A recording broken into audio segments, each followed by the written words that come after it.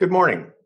My name is Murray Gamble, Chair of the Board of the Waterloo Region Economic Development Corporation. And it's my pleasure to welcome all of you to our public information meeting for 2021. Our agenda for today will run approximately 50 minutes. I will kick things off this morning with some brief remarks, followed by Waterloo EDC President and CEO, Tony LaMantia. After Tony's presentation, we will have a panel discussion on the theme Looking Forward within Waterloo Region, with some key representatives from our community.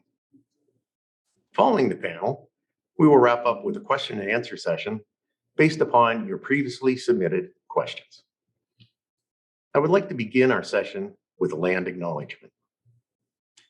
The region of Waterloo is situated on land traditionally used by the Haudenosaunee, Anishinaabe, and Nutu peoples. We acknowledge the enduring presence and deep traditional knowledge and philosophies of the Indigenous people whom we share this land with today. As our first order of business, I would like to say a sincere thank you to this year's departing board members, Crystal Darling, Jeff McIntyre, and Jay Shaw. Thanks to each of you for your dedication and service to this organization over the years. And thank you for sharing your talent and expertise in order to further the economic prosperity of our community. I would also like to take the opportunity to welcome the new board members who joined us in 2021. Angelica DeVos, Harpreet Singh, and Eldon Sprickerhoff. Waterloo EDC is funded primarily by our 8 municipal partners in Waterloo Region, the 3 cities, 4 townships, and the region of Waterloo. Over the years, we have been fortunate to be able to leverage this base funding in order to secure a 5-year funding agreement with FedDev Ontario, along with additional funding from the province of Ontario over the past 4 years. We want to sincerely thank our municipal, provincial, and federal partners for your investment in Waterloo EDC. Without your ongoing support, we simply would not be the organization we are today. And on behalf of the entire Waterloo EDC team, I am happy to report that your investments have been paying off. For example, for every municipal dollar invested in Waterloo EDC between 2016 and 2020, each of those dollars returned over $100 in new economic investment brought in by the organization. As you will hear from Tony in a few moments, 2021 was even a better year, with an approximate 180-to-1 return on municipal dollars spent. The board is so proud of what the Waterloo EDC leadership team and staff have been able to accomplish. The last 20 months have been a very disruptive period for all of us. However, during this time of uncertainty and instability, this community has rallied together and once again proven our resilience. While foreign direct investment was down over 40% globally and down 50% in Canada due to the pandemic, Waterloo EDC continued to have record-breaking results. As Tony will elaborate on further in his presentation, the organization not only continued to facilitate and support significant business investment in the community, but the team also helped play a leadership role in supporting local business stability and recovery. Waterloo EDC surpassed all of its key performance metrics this year and continues to receive unsolicited domestic and global recognition for how it is marketing our community in the investment attraction marketplace. The pent-up demand for business investment remains strong for our community and for our unique value proposition. With all of this success and momentum, it would be easy to believe that our future will continue to be as privileged as it has been. However, it took a lot of hard work, collaboration, vision, and investments, some very bold investments, to get to where we are today. And we will require that same determination and action to overcome some of the challenges that we currently face in order to ensure an equally promising future. One of the top challenges facing our community at this time is affordability. Of particular concern is the very rapid negative change in housing affordability. The Kitchener-Waterloo Community Foundation recently released a report that showed some remarkable trends. For instance, in 2005, home prices in Waterloo Region were 2.8 times the median household income.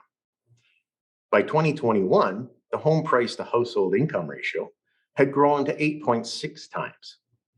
That's a 325% increase in 15 years. The 2021 data now makes us comparable to London, England, and San Diego in terms of housing affordability, or perhaps more accurately stated, housing unaffordability. In fact, housing in New York is now cheaper relative to median income than it is in Waterloo Region. So what does this have to do with the Waterloo EDC, and how can we help with this situation? Well, we aren't the organization that's going to build the thousands of affordable housing units currently needed in the region, and we don't have a magic wand to control the cost of housing or rent. But what we can have a real impact on is the median income in our community. While most people are focused on the rapid increase in the price of houses, we sometimes miss the fact that real wages, when adjusted for inflation, have not increased substantially for many years. In fact, real income for individuals aged 25 to 34 in Waterloo Region actually declined between 2005 and 2019. This is thanks in part to the relative increase in temporary contract and part-time service jobs, which have led to a general trend of decline in the quality of jobs in some sectors. We need to reverse this trend and build a community where everyone can not only earn a living wage, but one that enables them to have housing security as well. We've been blessed with a thriving tech ecosystem in this region, which we absolutely should continue to invest in and support. However, we can't just be a community that is only attractive to software engineers and data scientists. A strong employment ecosystem is a diverse one. We need to grow our job opportunities in areas like advanced manufacturing and food processing, which can provide high-quality employment opportunities for individuals regardless of their background, technical skills, or education level. Growing a resilient industrial base will depend on us being a willing host community for new capital investment, as well as one where local anchor companies like Toyota, ATS Automation, or Conestoga Meats can thrive and expand. We need to build a comprehensive strategy to attract key employers, support and retain our successful enterprises, and ultimately help them expand. A critical part of this strategy is the need to build and maintain an attractive inventory of investment-ready or shovel-ready industrial employment lands. Unfortunately, today, an inventory of sufficiently sized shovel-ready lands does not exist that is adequate to respond to the investment opportunities that will be presented to our region over the next few years. The region's growth has been strong over the past 5 to 10 years, especially along North Cambridge and the East Side lands. But this growth has diminished our current serviced employment land inventory. At the same time, additional large megasites that are slated for development remain years away from being shovel-ready. This situation is amplified in our townships, where there is not only an employment land shortage, but some critical infrastructure challenges as well. The conditions are further exacerbated by the fact that the vacancy rate for existing industrial buildings in the region is at an all-time low. The end result is that our region risks being at a significant competitive disadvantage relative to many US states and other Canadian cities whom we compete with on a regular basis. There is no one source solution to this challenge. This is an issue that will require focused, expedited effort and investment by everyone. All levels of government, industry, and the private sector will need to be at the table, working together collaboratively to bring a comprehensive, bold new employment land strategy to life for this region. The good news is that there are many companies that want to locate in our region, and many of our existing firms are doing well and would like to expand here. If together we develop a roadmap to the future and act decisively on it, we will be able to take advantage of one of the best business investment climates in a generation. The pent-up demand from the pandemic, combined with huge investments in new economy manufacturing like electric vehicles and automation, make this an unprecedented time for creating advanced manufacturing jobs. If we get this right, we will be able to create thousands of net new high-paying jobs for our community, and for the first time in decades, we can have a meaningful, positive impact on real household incomes, which of course is the basis for all affordability metrics. In this case, it's not a cliche to say that if we build it, they will come. I have seen firsthand how the Waterloo EDC team has cultivated sustained interest amongst major employers in locating or expanding here. There is currently a healthy dialogue underway between the province, the region, our municipal partners, and the senior team at Waterloo EDC that is anchored in specific time-sensitive investment opportunities of significant size. These opportunities potentially represent billions of investment dollars and thousands of jobs. Coming up with solutions like a carefully considered but flexible regional official plan and clarity on the kind of employment and industrial base that we want to build in this community over the next 5, 10, and 20 years will require all of our collective care and attention. We are mutually responsible for the future of our region and must act collaboratively to develop the kind of solutions that are required. In the end, our success will be measured not by the prosperity we create for some in our community, but by the real opportunity for prosperity that we create for everyone in our region. Thanks to all of you who continue to support Waterloo EDC in so many important ways. Your support is greatly appreciated and never taken for granted. And now I invite you to please enjoy the rest of our program. Thank you.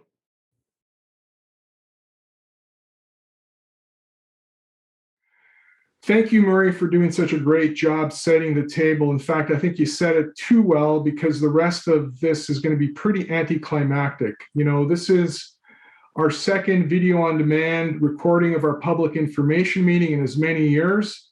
I'm still negotiating pay-per-view deals with Netflix and with, oh geez, who are the other guys? Amazon Prime.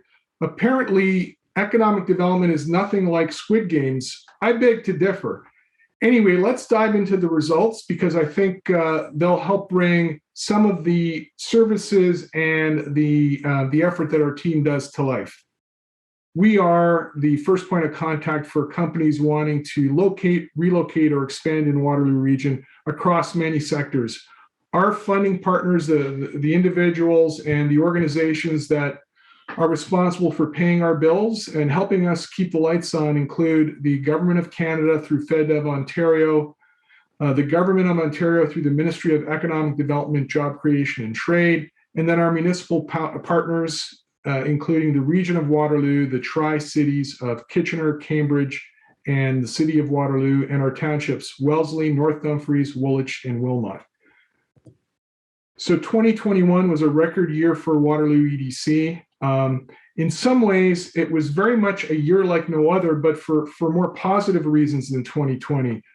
We had a more clear-eyed view on the future. Vaccines came to the fore, and we were able to close a lot of opportunities that we had been working on the year before. The key highlights include 16 closed deals, 9 from local expansions and 7 from foreign direct investment, representing an investment value of over $363 million and about 700 jobs created.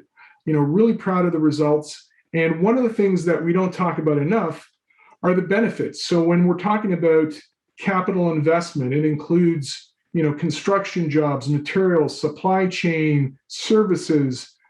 These investments also drive university and research partnerships. They drive local shopping, local spending. So there's a range of social impacts that I think are important when we talk about these results. Otherwise, it just comes across as numbers, right?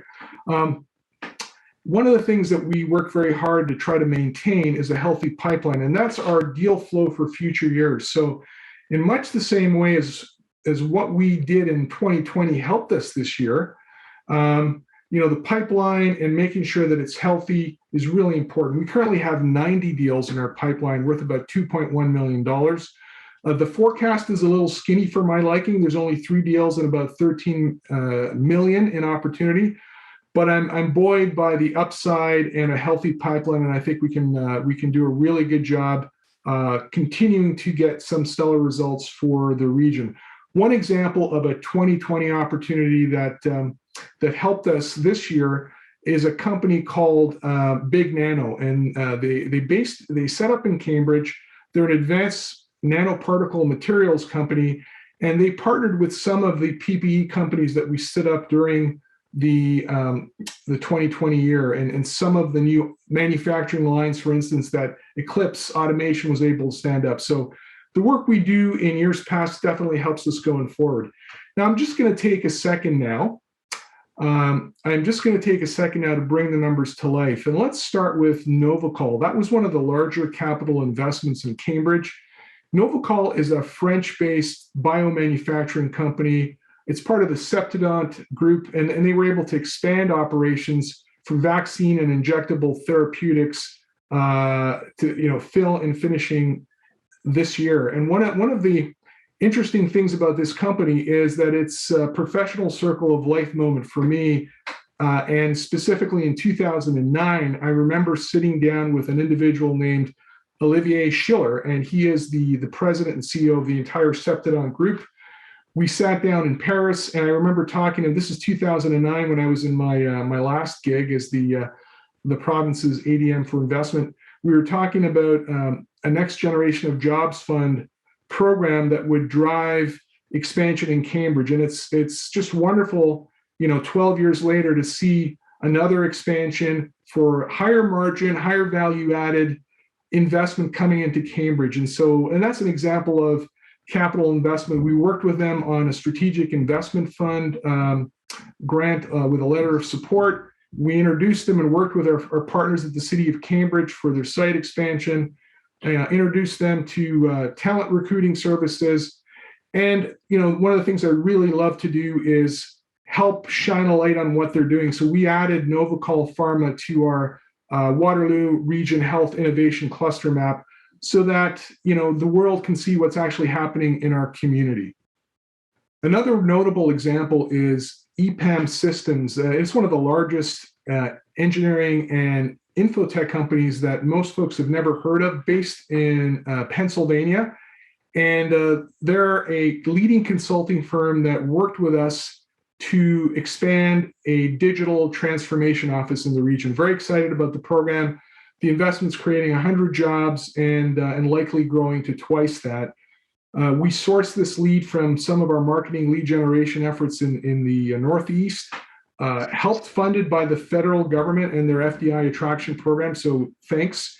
And we were able to successfully pitch the Waterloo value proposition, which includes, the ecosystem, the density of the talent, and our really healthy community of partners, startups, scale-ups, you name it. And so together we were able to connect them to the University of Waterloo, partners such as Communitech, Conestoga College.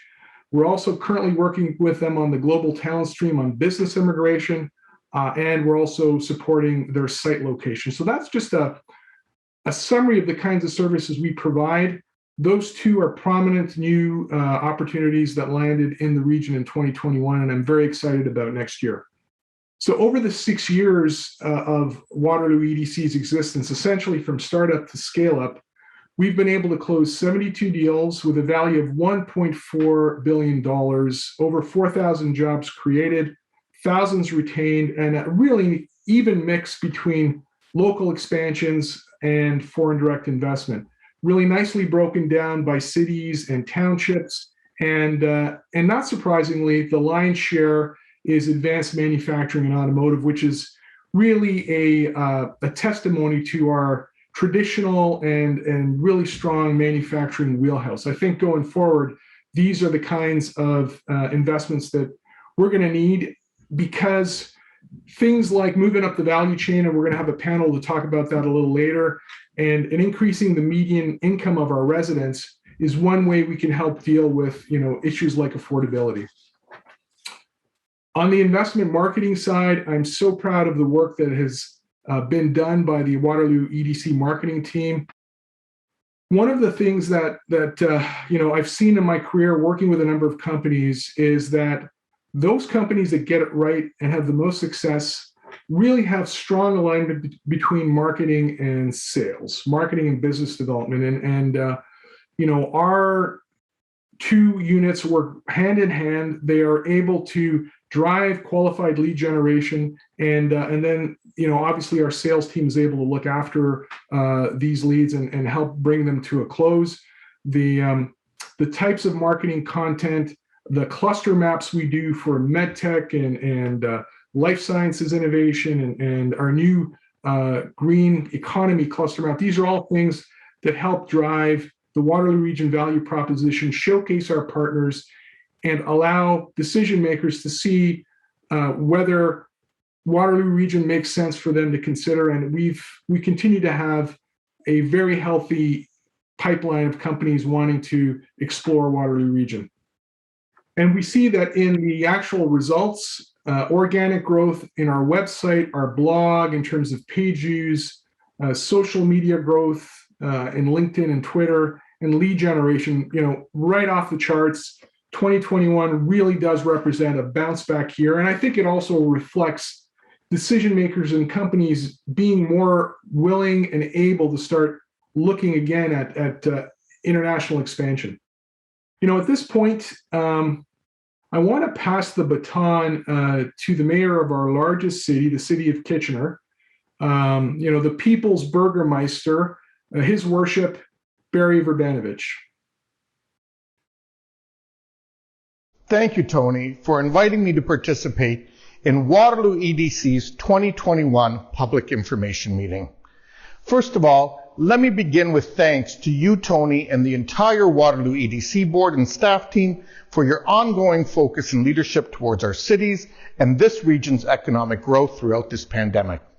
While the last 20 plus months have required us to both pivot and refocus our economic efforts as the business world in our community and globally was changing, you always helped ensure that we fared as best we could during the pandemic, and more importantly, that today we're well positioned as we look forward to come out stronger and continue to play a key role in both Ontario's and Canada's economic success. I say this because at all times, it's important for the people of Kitchener and the people of Waterloo Region to understand how their contributions to Waterloo EDC are invested in our community's collective, sustained success. It's clear from your results that Waterloo EDC takes this responsibility seriously and is a major part of our sustained success. The big numbers are impressive, of course. Bringing $360 million in new investment to our community in just 1 year is a major achievement. But I'd like to focus on the smaller number 2, 700. Waterloo EDC's work this year created 700 new jobs in our region, in addition to the hundreds of jobs that were retained through these new investments. That's 700 lives made better, 700 families made better. In addition, Waterloo EDC continues to market and promote our community on the global stage. Your investment marketing materials and tactics are best in class and continue to garner both domestic and international recognition and praise. The Waterloo EDC team has also been a key partner in some of the most exciting things happening in downtown Kitchener, including the University of Waterloo's new Life Science Innovation Arena, the Velocity Incubator's expansion, and more. These initiatives are a positive force in the effort to revitalize our downtown cores, and healthy cities mean healthier townships and a healthier region. As mayor, I couldn't be happier with Waterloo EDC's success and how you've been delivering on the original vision which was contemplated in your creation. A vision of intermunicipal collaboration where it makes sense and support for the unique priorities of each of our individual communities, urban and rural, when that helped make us an even better place for others to invest and to come live, work, and play. As a key economic development partner and community stakeholder throughout the COVID-19 crisis, Waterloo EDC has provided leadership, advocacy, and direction to our business community, as well as all levels of government through the Business and Economic Support Team of Waterloo Region, known as BEST-WR. As we look to the future, Kitchener is committed to continuing to work with Waterloo EDC and our local partners to support job growth and investment in our community, and also continue to help the region address issues we all see on the horizon. That starts with supporting our local business community.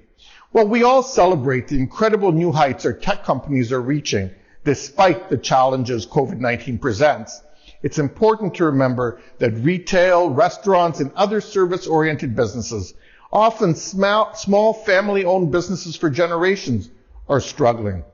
We need to make a concerted effort to support these businesses and their workers, to support our neighbors through the continued hardships they're facing.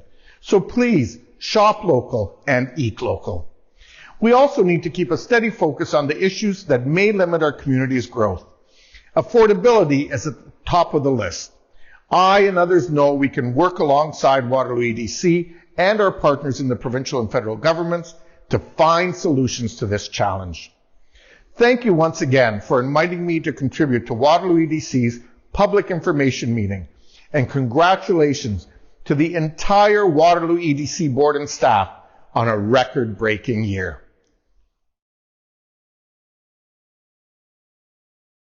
Barry, thank you so much for the kind words and the steadfast support. We love working with you and your team of economic development professionals. So, one of the things that folks have been able to see on the ground is that, it really is a tale of two economies. The tech sector is red hot. I was talking to Chris Albinson, the new CEO at Communitech, and he recently told me that $2.7 billion has been invested in Waterloo Region startups and scale-ups in the last 11 months, and that represents more than what was invested over the last 10 years. So, red hot economy. You've seen it in our own Waterloo EDC results in 2021. But, on Main Street, restaurants across the country, not just in Waterloo Region, facing labor shortages, and obviously the digital divide has impacted those industries where honestly, recovery really doesn't feel the same or look the same. And so, what do we do about it? Well, we definitely have to continue to support local and having more investment in individuals coming into the community to do that is one way to do that, but also to partner with our local economic development partners and organizations that help promote what's happening on Main Street and initiatives like Digital Main Street and a range of other things that are already underway are things that Waterloo EDC is really proud to support. We also continue to support the drive for talent. And on that front, it's pretty clear that, the pandemic has changed the whole work from home, hybrid models across the board. Some of the downtown cores are facing challenges. So the future of work from anywhere is something that we are actually dealing with. And, back to the, some of the major issues that were raised, not just by Murray, but others in the community. And that is, affordability is one of the items that we get lots of questions about. And I think going forward, folks are interested in social justice, affordability, and that is going to dominate the conversation. So organizations like ours and our partners are really going to have to, come up with concrete ways to have an impact. At this point, the industry panel discussion is something that I want to set up. And, you'll note that some of the things that we talked about, like higher margin, higher value-added production, moving up the value chain, the role of our ecosystem partners to go global, the focus on people, all of these things are going to be brought to life. So I hope you enjoy the panel, and we'll see you again in a few minutes. So welcome to the panel portion of our public information meeting. Our panel today includes three distinguished leaders from Waterloo Region.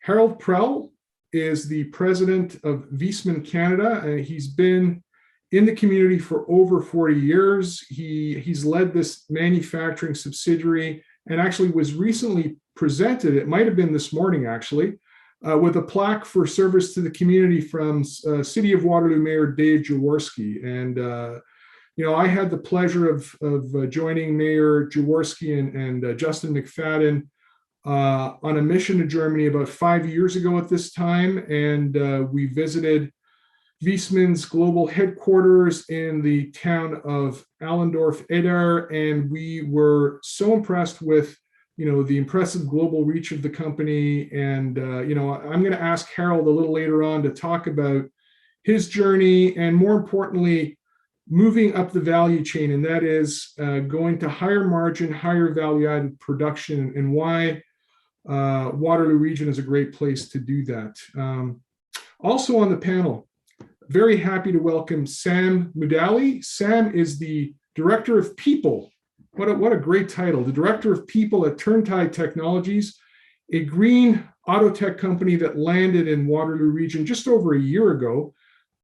Before helping to build the new team, Sam led the company in all its recruitment efforts across Canada for Borg Warner, and before that for Exina Networks. And we're going to ask Sam to talk about Turntide's success in building a local workforce and what it means for other companies looking to grow. And then last but not least, we have Jay Krishnan, the new CEO of the Accelerator Center, an experienced tech entrepreneur, venture capitalist, an incubator CEO. And I'm going to ask Jay to talk about the Accelerator Center's new strategy, which really focuses on making Waterloo Region a force across Canada and around the world. So, thanks again for joining, and let's just dive right in. Harald, you've seen Viessmann Canada through many transitions, right? But most importantly, you recently announced that Waterloo became the responsible for all of North American innovation for Viessmann. Let me ask you, why is it important to keep pursuing opportunities and moving up the value chain, even with a multinational like Viessmann? And maybe you can start by letting folks know exactly kind of what Viessmann does and the breadth of its products. Yeah, sure. We started out here in 1980 with a German company, Viessmann Manufacturing, and as some of you might know, we're in the oil and gas heating industry, heating boilers, predominantly residential and commercial. And that's how we started out in North America, and especially adopting German products to the North American market, more or less. And as you mentioned, R&D is now located for a couple of years now in Waterloo, and we decided to do that because we need to start engineering products for the North American market rather than converting products over. And especially now with the drive of oil and gas because of CO2 emissions, we need to work on electric options now for home heating, residential and commercial, of course. And we need to look at all the possibilities, including hydrogen combustion for the next number of years, getting off natural gas as well. So we decided to put the R&D center into Waterloo here because we have a great neighborhood here with two universities, Conestoga College, of course, in town as well.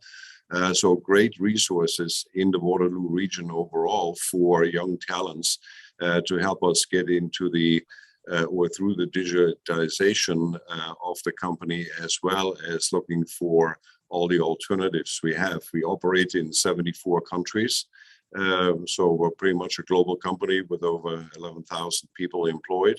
While we're in solar, in photovoltaics, we're in the battery business now. We're pretty much in the entire home heating aspect of things.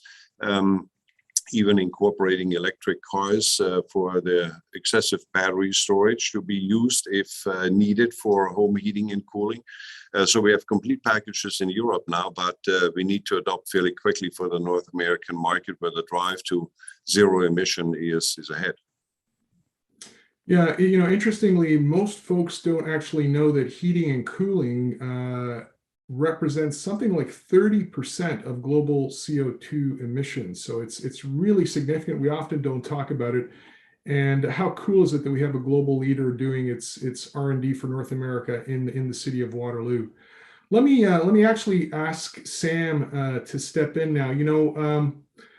You're another very prominent, but a new member listed on our clean economy cluster map. That is an inventory that we did looking at the anchor companies that we have. And interestingly, you sit in the same part of that cluster map with Viessmann. Sam, can you give us, a high-level story of Turntide in Waterloo? How you thought about it, how you got here, and as someone who's helped a number of tech companies grow their teams here, what would you tell other companies that are looking at Waterloo Region? So a couple of things for you to cover, please. Yeah, sure. Thanks so much. Thanks for having me today.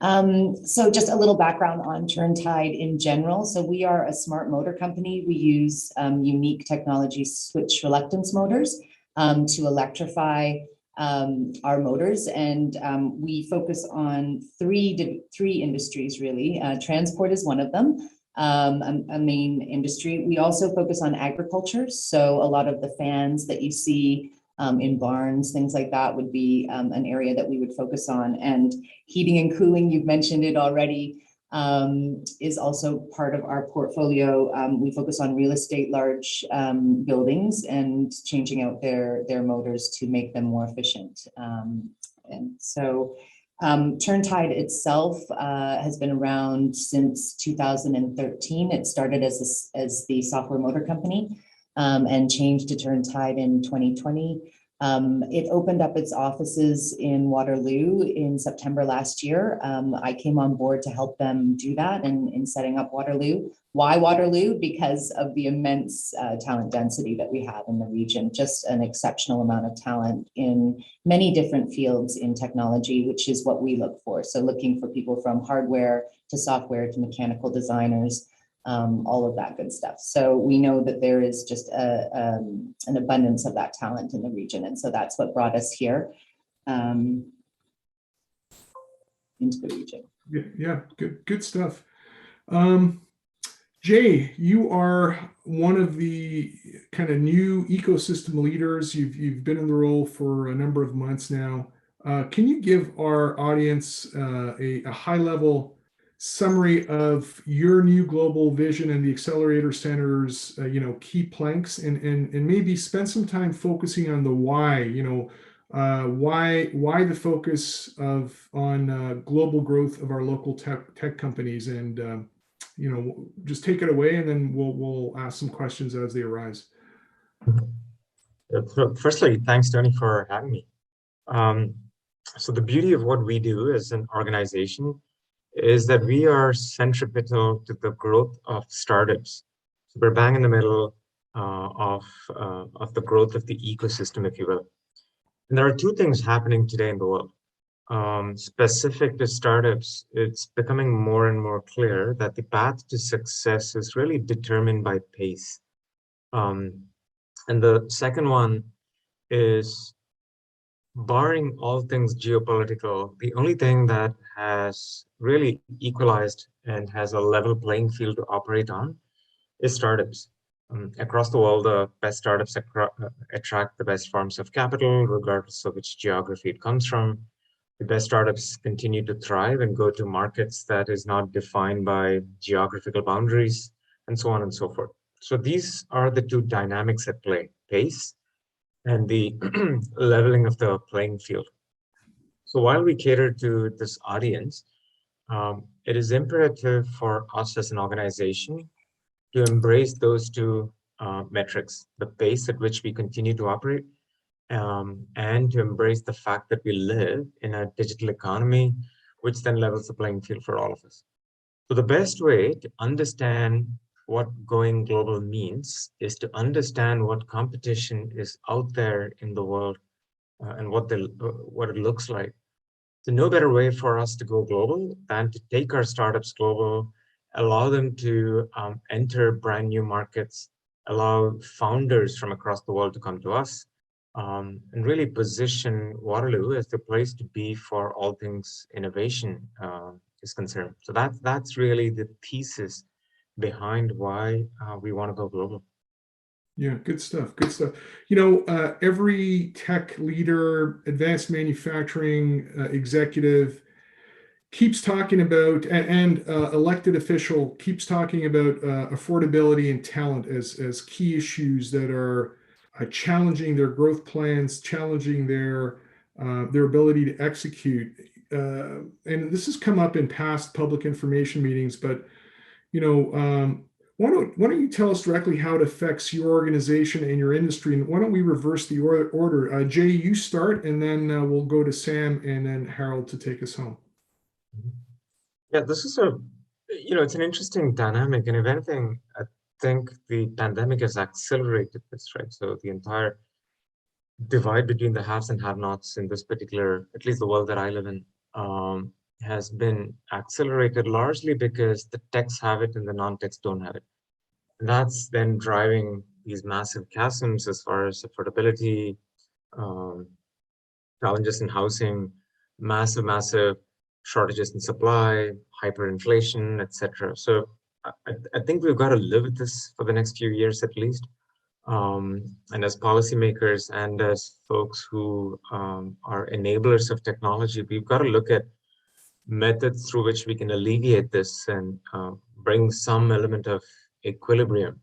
Otherwise, we'll end up going the California route, if you will. But on the flip side, I guess the sliver of hope is what we're doing today. We're all across different parts of the world, and here we are plugged into a piece of infrastructure through the internet. So I think digital and technology gives us that hope, and we'll continue to live in this sort of hybrid environment without necessarily having a defined deadline. So I guess we'll evolve and continue to thrive as a community until we find a solution collectively, I suppose. Yeah, well said, well said. Sam, you're actually dealing with this right now as you're building out your team. And any thoughts on affordability and talent and kind of the way ahead, some things that you're looking at? Yeah, I think that definitely, as Jay mentioned, the pandemic has kind of paved the road for us to be a lot more flexible when it comes to where people work and where they reside. And I think that certainly being able to offer people the opportunity to stay put where they are, not go through the expense of moving is first prize. One of the other ways that this impacts us that sort of came to mind when I was thinking about this question was really focusing in on people when you're at that screening stage and asking and trying to entice talent in. A lot of times, one of the most common questions we'll ask is, what are their salary expectations? What are they hoping for coming into the new role? And sometimes, in many cases, if they're coming out of a region that's much less or has a lower cost of living, they'll give us a much lower number. And sometimes we'll jump up and down for joy for that because we think that's great. We finally get this great talent in at a lower price. But I think it's really important for organizations to be responsible there and make sure that they are, highlighting for folks that that's a great number for us, but probably not so much for you coming into the region, and making sure that they are, compensated adequately for the role that they're filling and what they're coming into, and not being misled by what they think is from where they're from and what might work in their current region. So. Right. Harald, you are blessed with having 4 decades of experience. You've seen a number of cycles. You've got the most chronological maturity of anyone on this panel as far as your experience and what you've been able to do for Viessmann. And no, I'm not saying you're older. I'm saying you've got the most experience in that. Based on that platform of experience, you've seen a few cycles. Talk to us about affordability and talent, and how it's changing the Viessmann organization right now. Yeah, I think talent is the most important side of things for us moving forward, and we employ people now across North America for Wiesmann in home offices, basically, in order to get the talent to the table. And not necessarily is the lowest salary always the deciding factor for us either. We have a shortage of qualified people right now, and we pretty much need people back in the office as much as we can, being the R&D center now here in Waterloo with a testing lab and what have you. So we need a certain amount of staff back in the office. So we have no choice. We have to pay for talent, and I think it's worthwhile doing that. We have good qualified people around in the area, but again, they have certainly their price tag. Lots to think about. The perspectives have been really, really insightful. Harald, Sam, Jay, thank you so much for choosing Waterloo Region as your home, and your impact on social and economic life in the region is really significant. So thank you again for doing this.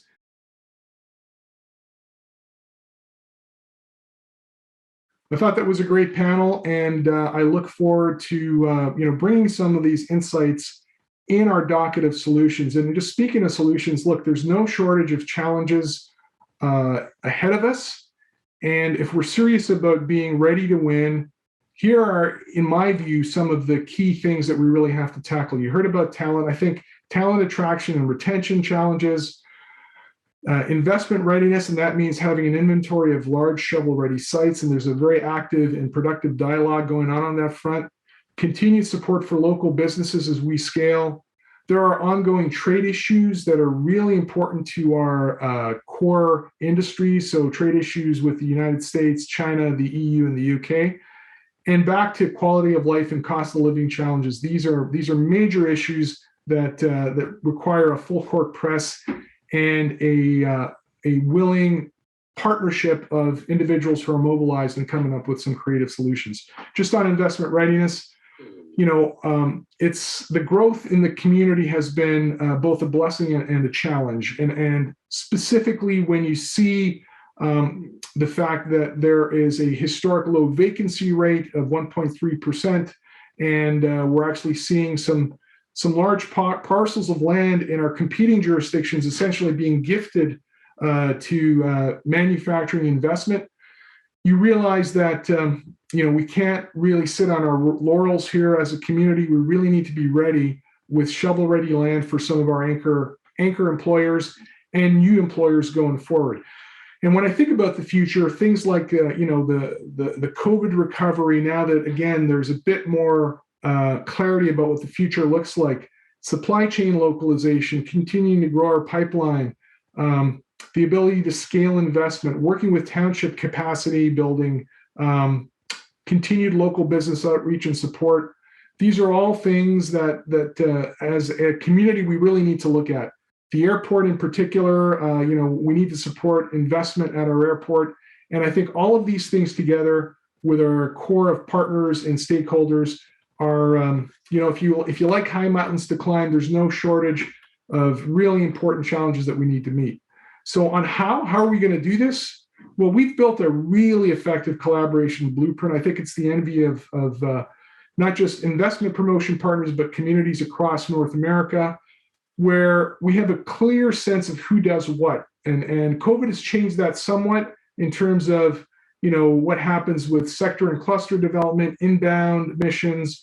But at the end of the day, I think we're going to be able to bring that to life. And last but not least, who are our partners? The academic institutions, the arts and culture organizations, obviously elected officials, mayors, chairs, councilors, the chambers of commerce, our ecosystem assets, municipal economic development partners, federal, provincial governments, the key investment intermediaries. We all work together to bring these results to life. So, the numbers are great. The job numbers are actually really important because as Barry indicated in his comments, each one of those jobs represents a family and it represents hope and a future. And so for us to continue to be successful is going to require all of the partners working together, and I'm really proud to be leading our organizational efforts towards that. And last but not least, we call ourselves, Team Blue, which is really our, part of our corporate colors, but we have been able to build over the last 6 years a wonderful team of dedicated professionals. We've been able to focus on the things that matter the most as far as our results, and we've been able to have fun doing it. And I'm just so proud of being associated with this group. I commend them to you with enthusiasm, and just to my own team members. I am so blessed to have you on the team, and it's an honor to lead this group. So thank you for your ongoing support.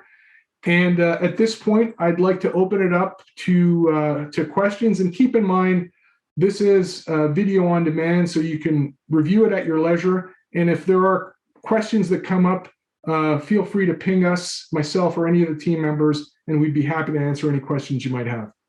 All right, let's start addressing some of the questions. First, if you look forward to 2022, what does your crystal ball say about the cost of living challenges? How do we solve affordability problems, and can we solve them?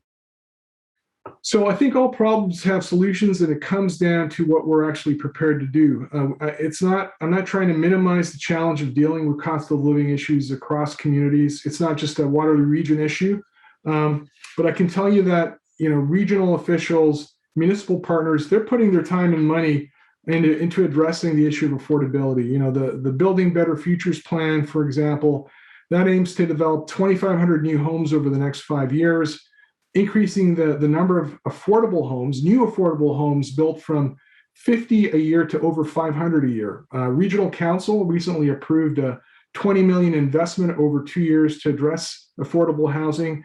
And the region's also going to put some surplus land for affordable housing on the table.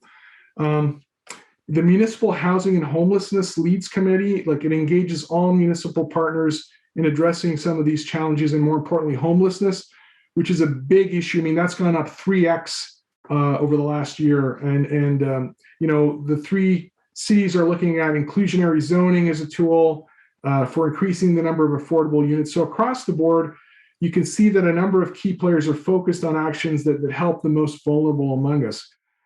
Realistically, we're not going to dramatically move the needle next year, but certainly not in terms of housing, but there's more work to do. And I go back to the place where we could help the most is driving increases in median income, attracting more jobs and investment to the region, and the kinds of jobs, higher margin, higher value added types of employment will help us bridge the affordability gap.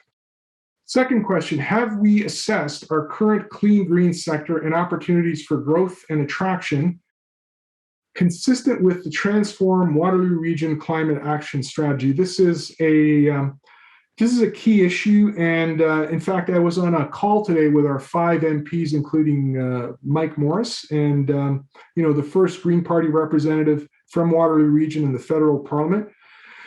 Last year, Waterloo EDC, in partnership with Sustainable Waterloo, we developed a new cluster map, which is essentially an asset map of an inventory of our capacity that lists all of the companies involved in the green economy and in clean tech. And this is the first step in identifying, what our local strengths are and what we need to do to attract new anchor partners. Reality is that there are federal support programs and tax incentives and provincial supports as well, driving towards new opportunities, especially in the EV battery space these days. In economic development, the opportunity has got to be brought to life with a project, a timeline, and a budget. Otherwise, it really is just words. And so we're getting closer to being able to come up with a game plan that will allow us to put Waterloo Region on the map as a leader in green technologies, which we clearly are. And then hopefully we can actually recognize some positive results. Very recently, we're already seeing some of that. Companies like Turntide Technologies, which focuses on accelerating electrification and sustainable operations in energy-intensive industries, or companies like Geotab, and Geotab is a local team working on electric cars. You know, we're blessed with the convergence of auto tech, clean tech, and then more importantly, AI and robotics. So I think, you know, hitting our targets for emission reductions is certainly in play, but it's going to take more technology. And this is an area where Waterloo Region can play a leading role, not just in making energy production and using it more environmentally friendly, but also making sure that that we lead Ontario as a shining light for clean tech in the years ahead. Folks, that's our program. Thank you so much for those who participated in the making of this, and I look forward to getting your feedback on the results. And you know, please don't hesitate to follow up if you have any questions. I hope 2022 is an amazing year. More importantly, in the weeks ahead, I hope everyone has a safe holiday season. And I'm going to close with, let's get to work. And thanks again for your time.